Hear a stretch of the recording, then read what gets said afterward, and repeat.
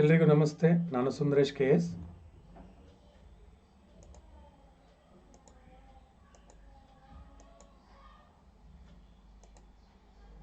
FDA 2020-21ರಲ್ಲಿ ಒಂದು ಪ್ರಶ್ನೆ ಬಂದಿತ್ತು ಕೆರೆಸಂತೆ ಶಾಸನದ ಬಗ್ಗೆ.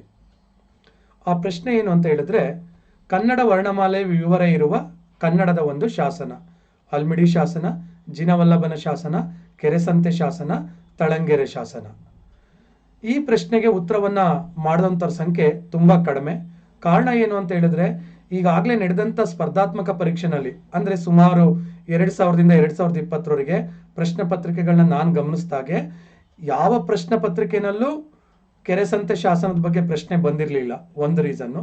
ಎರಡನೇದು, ಬಹುತೇಕ ಪುಸ್ತಕಗಳಲ್ಲಿ ಇದ್ರ ಬಗ್ಗೆ ಹೆಚ್ಚು ಚರ್ಚೆ ನಡೆದಿಲ್ಲ. ಹಾಗಾಗಿ ಅಭ್ಯರ್ಥಿಗಳಿಗೆ ತುಂಬಾ ಕಠಿಣವಾದಂಥ ಪ್ರಶ್ನೆ ಇದಾಯಿತು. ಕೆಲವರು ಅಟೆಂಡ್ ಮಾಡಿದ್ರು, ಆದರೆ ಕೆಲವ್ರ ಕೈಲಿ ಅಟೆಂಡ್ ಮಾಡೋಕೆ ಆಗಲಿಲ್ಲ. ಮತ್ತೆ ಇಂಥ ಪ್ರಶ್ನೆಗಳನ್ನ ಅಟೆಂಡ್ ಮಾಡಿದ್ರೆ ಮಾತ್ರ ನಾವು ಸಾಮಾನ್ಯ ಕನ್ನಡದಲ್ಲಿ ಒಳ್ಳೆ ಸ್ಕೋರನ್ನ ಮಾಡ್ಲಿಕ್ಕೆ ಸಾಧ್ಯ, ಮತ್ತೆ ಸ್ಪರ್ಧಾತ್ಮಕ ಪರೀಕ್ಷೆಯಲ್ಲಿ ಯಶಸ್ಸನ್ನ ಮಾಡಲಿಕ್ಕೆ ಸಾಧ್ಯ. ಮತ್ತೆ ಇದನ್ನ ಅಟೆಂಡ್ ಮಾಡಿ ಹೊರಗಡೆ ಬಂದ ಮೇಲೆ ಕನ್ನಡ ವರ್ಣಮಾಲೆ ವಿವರ ಇರುವಂತ ಕನ್ನಡದ ಒಂದು ಶಾಸನ ಯಾವುದು ಅಂತ ಒಂದು ಚರ್ಚೆ ನಡೀತಾ ಇತ್ತು. ಆಮೇಲೆ ಕೀ ಆನ್ಸರ್ನ ಅನೌನ್ಸ್ ಮಾಡಿದ್ರು, ಕೆರೆಸಂತೆ ಶಾಸನ ಅಂತ ಕೀ ಆನ್ಸರ್ನ ಬಿಟ್ರು. ಸರಿ, ಆಮೇಲೆ ಸಾಕಷ್ಟು ಜನ ಅಭ್ಯರ್ಥಿಗಳಿಗೆ ಇರ್ತಕ್ಕಂಥ ಒಂದು ಪ್ರಶ್ನೆ ಅಂತ ಹೇಳಿದ್ರೆ, ಇದು ಯಾವ ಪುಸ್ತಕದಲ್ಲಿ ಮಾಹಿತಿ ಇದೆ ಅಥವಾ ಈ ಪ್ರಶ್ನೆ ಯಾವ ಪುಸ್ತಕದಲ್ಲಿ ನಮಗೆ ಸಿಗುತ್ತೆ ಅನ್ನುವಂಥದ್ದು. ಅದನ್ನ ನಾನು ಇವತ್ತು ನಿಮಗೆ ಕ್ಲಾರಿಫೈ ಮಾಡ್ತಾ ಇದ್ದೀನಿ. ಮೈಸೂರು ವಿಶ್ವವಿದ್ಯಾನಿಲಯ ಪ್ರಕಟ ಮಾಡಿರ್ತಕ್ಕಂಥ ಕನ್ನಡ ಕೈಪಿಡಿ ಪರಿಷ್ಕೃತ ಆವೃತ್ತಿ, ಏಕೆಂದ್ರೆ ಹಳೆ ಆವೃತ್ತಿ ಇದೆ, ಅದನ್ನ ನೀವು ಪರ್ಚೇಸ್ ಮಾಡಬಾರ್ದು.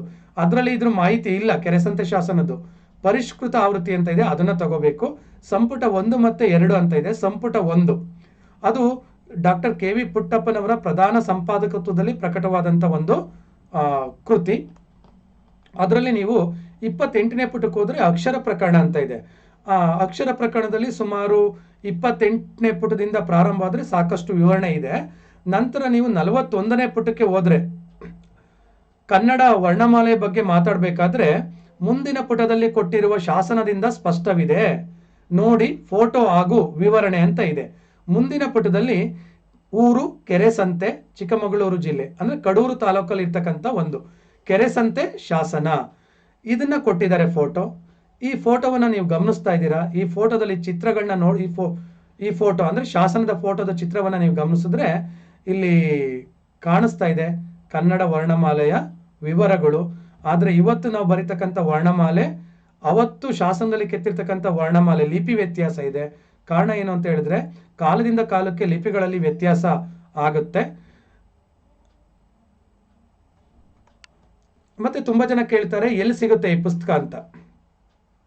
ನಾನು ಈಗ 1-1.5 ತಿಂಗಳ ಹಿಂದೆ ಮೈಸೂರಿಗೆ ಹೋಗಿದ್ದೆ. ಆಗ ಪ್ರಸಾರಾಂಗಕ್ಕೆ ಭೇಟಿ ಕೊಟ್ಟಂತ ಸಂದರ್ಭದಲ್ಲಿ ಆ ಪ್ರಸಾರಾಂಗದಲ್ಲಿ ಈ ಪುಸ್ತಕ ಸಿಗ್ತಾ ಇದೆ, ನೀವಲ್ಲಿ ಪರ್ಚೇಸ್ ಮಾಡ್ಬೋದು. ಮೈಸೂರು ವಿವಿ ಮಾನಸ ಗಂಗೋತ್ರಿ ಹತ್ರನೇ ಪ್ರಸಾರಾಂಗ ಇದೆ. ಒಂದು. ಎರಡನೇದು, ಆನ್ಲೈನಲ್ಲಿ ಏನಾರು ಸಿಗುತ್ತಾ? ನಾನು ಆನ್ಲೈನ್ ಚೆಕ್ ಮಾಡಿದೆ, ಸಪ್ನ, ನವಕರ್ನಾಟಕ, ಇಲ್ಲೆಲ್ಲ ಅಲ್ಲಿ ಔಟ್ ಆಫ್ ಸ್ಟಾಕ್ ಅಂತ ಬರ್ತಾ ಇದೆ.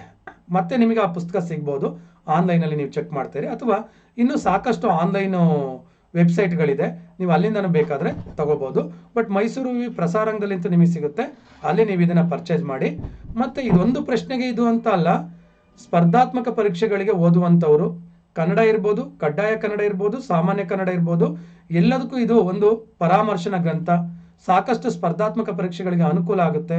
ಹಾಗಾಗಿ ಇದರ ಪ್ರಯೋಜನವನ್ನು ಪಡ್ಕೊಳ್ಳಿ. ಎಲ್ರಿಗೂ ಧನ್ಯವಾದಗಳು. Thank you.